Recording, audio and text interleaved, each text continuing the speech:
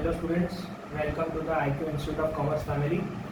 सो finally जिस चीज़ का हमें वेट था वो हमें CBSE ने डिक्लेयर कर दिया है।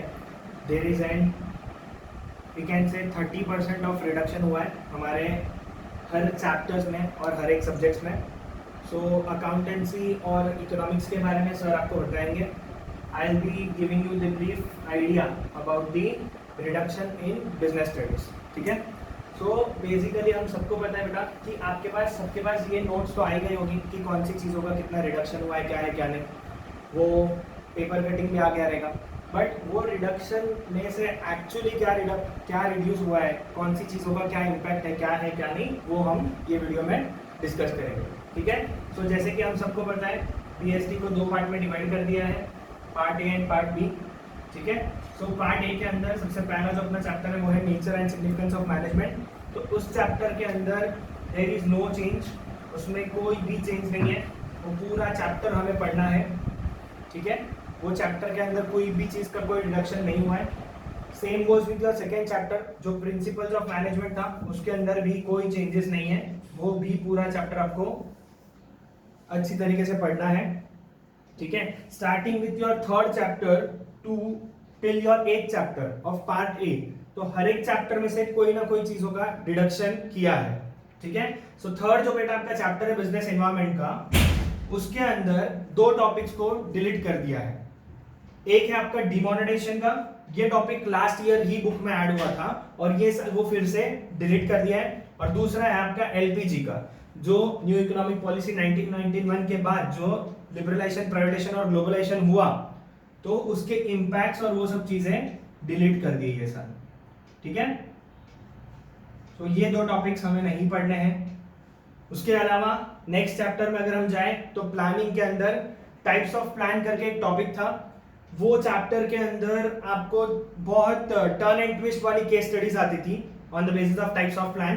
तो फिलहाल ऐसा बोला है पूरे टाइप ऑफ प्लान में से दो प्लान तो श्योर शॉट कैंसिल कर दिया, एक सिंगल यूज प्लान और एक स्टैंडिंग प्लान। ये दो प्लान्स हमें नहीं पढ़ने हैं और उसके ऊपर ये साल कोई केस स्टडी वगैरह कुछ नहीं पूछेंगे। ये एक क्वाइट बेटर चेंज है एज ऑफ कि टाइप्स ऑफ प्लान्स के ऊपर जो केस स्टडीज आती थी वो थोड़ी बिट कंफ्यूजिंग थी, तो वो टॉपिक्स ये बार निकाल दिया है। उसके बाद जो चैप्टर है वो है ऑर्गेनाइजिंग का, तो उसके अंदर एक topic formal and informal organisation का डिलीट कर दिया है, क्योंकि बेसिकली वो कवर हो जाता है कहीं ना कहीं। आपको भी पता है कि फॉर्मल स्ट्रक्चर क्या होता है, वहां पे लोग किस तरीके से काम करते हैं, इनफॉर्मल स्ट्रक्चर काम क्या होता है और वहां पे लोग किस तरीके से काम करते हैं। फिर स्टाफिंग चैप्टर के तरफ अगर हम मूव ऑन करें तो उसके अंदर एक छोटा सा टॉपिक था ह्यूमन रिसोर्स मैनेजमेंट के ऊपर, उसका स्टाफिंग के साथ क्या रिलेटेड है। स्टाफिंग के पूरे चैप्टर में यही पढ़ना है, रिलेटेड टू एम्प्लॉइज, कि राइट पर्सन को राइट टाइम पे राइट जॉब राइट प्लेस पे काम देना, वो सब। तो उसके अंदर एक HRM करके एक टॉपिक था, जो छोटा सा टॉपिक था ह्यूमन रिसोर्स मैनेजमेंट का, तो वो भी डिलीट कर दिया है, वो भी हमें ये साल नहीं पढ़ना है।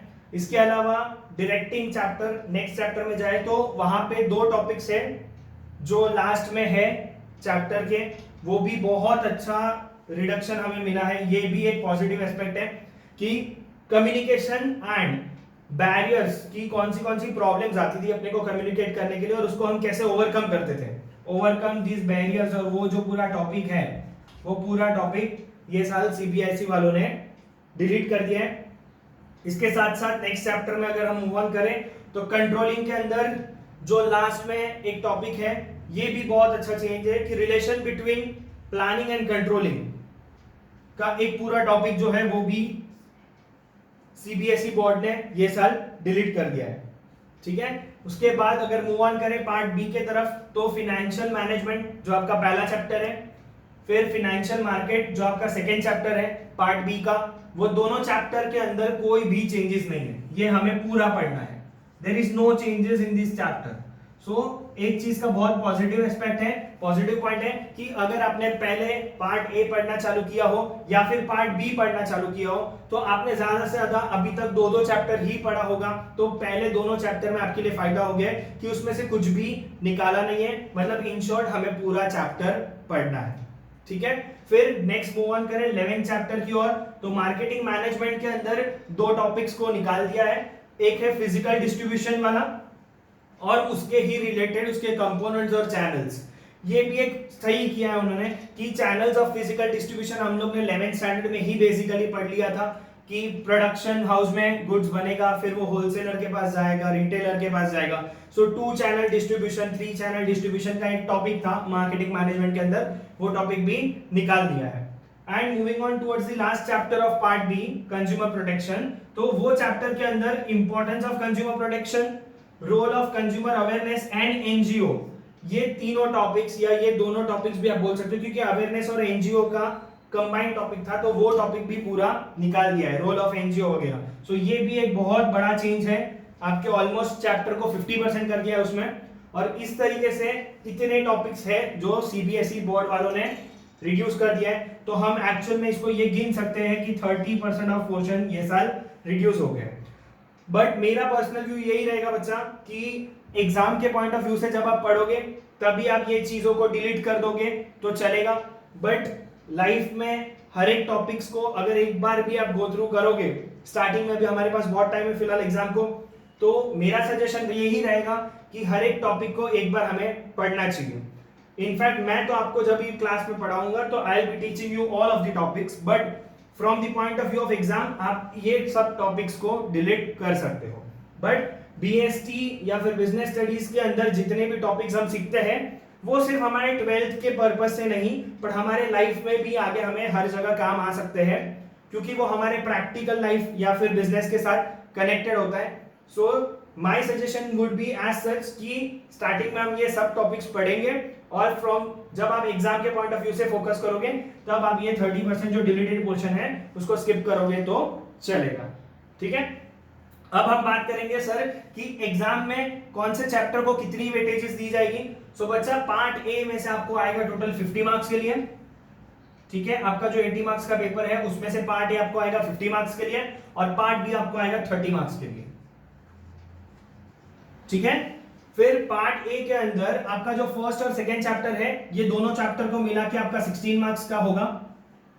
ठीक है बच्चा, तो उसी तरीके से उसमें से केस स्टडीज वगैरह पूछेंगे। 4th एंड 5th चैप्टर आपका मिला के 14 मार्क्स के लिए होगा एंड 6, 7, 8 तीनों चैप्टर मिला के आपका 20 मार्क्स के लिए होगा।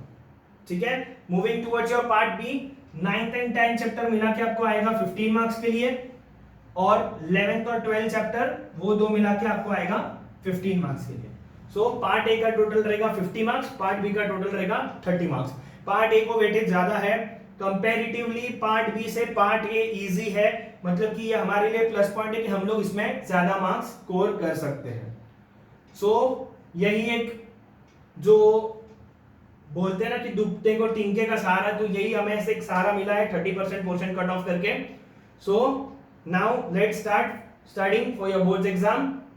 ये 30% जो रिडक्शन हुआ है इसको पॉजिटिव एस्पेक्ट गिनो, पॉजिटिव साइड पे गिनो। ठीक है, और अच्छे से पढ़ाई करना चालू कर दो और बोर्ड्स के लिए अपना गोल सेट करो कि बीएसटी में आपको आउट ऑफ 100 कितना लाना है। I would suggest always to go for 98, 99। So किस तरीके से हम जा सकते हैं ये गोल के लिए, इस पे हम लोग बात करेंगे और इसके लिए इसी हिसाब से हम लोग पढ़ाई करेंगे। Thank you.